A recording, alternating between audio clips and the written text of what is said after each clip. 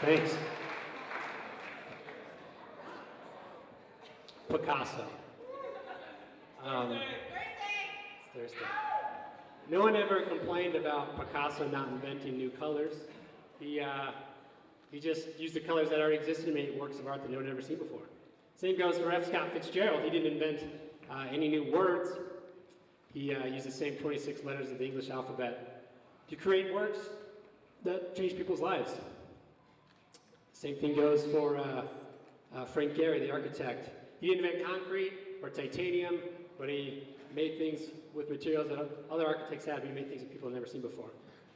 So it's my objective for my short presentation to convince you that deliberately and consciously minimizing aspects of your lives can lead to more success, happiness, and creativity. All right. So to start out, just gonna wait for this to go. Barry Schwartz wrote The Paradox of Choice, and said that more choice actually makes us less happy. That we get paralyzed by indecision, and when we finally do choose something, we end up regretting what we bought because we're not sure if what we left out was better. A study was made in 1974 about the happiness of people, and they did the same, and people are about 34% happy. Fast forward to 2005, same amount of people are happy even though our homes are busting with consumer goods. This is Robert Rodriguez, a really cool director. He actually deliberately asked for less money from movie studios when he makes his films because, in his words, it makes him more creative and he gets better ideas. Jack White's the same way with the White Stripes. That whole band is built on the concept of constraints, where they only have vocals, guitar, rhythm. All their albums are black, white, and red, and that's why they make such creative music. Dr. Seuss took a challenge from his editor that he couldn't write a book with less than 50 words. And that's what he did with Green Eggs and Ham. It has exactly 50 words, and it's the 4th best-selling child's book of all time. Obvious is Apple, right? This is the G4 Cube. When this came out, Steve Jobs said, we make progress by eliminating things. By removing the superfluous. That's a hard word to say, I practice it a lot. And investor Mike Maple says that the amount of money that a startup receives is directly proportional to their potential for failure. All great startups, all great companies start hyper-frugal. That too much money causes startups to go after ideas that are losers. What makes Ignite Denver interesting? The constraints, right? I mean, all these things that make such creative presentations is the constraints.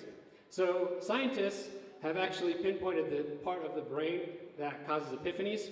That's it right there. It's called the temporal gyrus. And what happens is when your left side of your brain is trying to solve a problem, figure something out, you get frustrated, you give up, you start to relax, and that's what triggers this part of the brain that causes an epiphany to happen. And since the human race is really dedicated or really obsessed with new ideas, poets actually constrain themselves, frustrate themselves on purpose. When you think about sonnets and haikus, why would you limit the amount of syllables in a poem? Well, it's because it makes you frustrated and it triggers that part of the brain that causes epiphanies. Ideas are like puzzle pieces, right? You take ideas that you've had in the past as well as ideas from other people, you cobble them together, and that's what you get something new. And that's why nothing is original. All ideas come from somewhere else, right?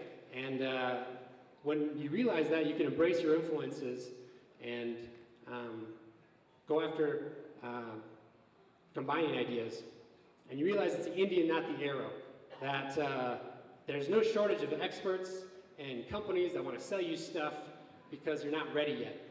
And of course, we love that idea because we're hesitant to go and make things happen because it means we don't have to take on the responsibility. The problem is that we don't have the right amount of stuff, and so that's why we try and avoid that responsibility. But really, if we accept this idea that the best camera is the one you have with you, the same can be said about your company. The amount of money you have right now is what you need to start your company. The guitar you have is what you need to be a musician, or pen and paper is what you need to be a novelist. And accepting that idea frees you up and makes you believe that I don't need any of this shit. Thanks.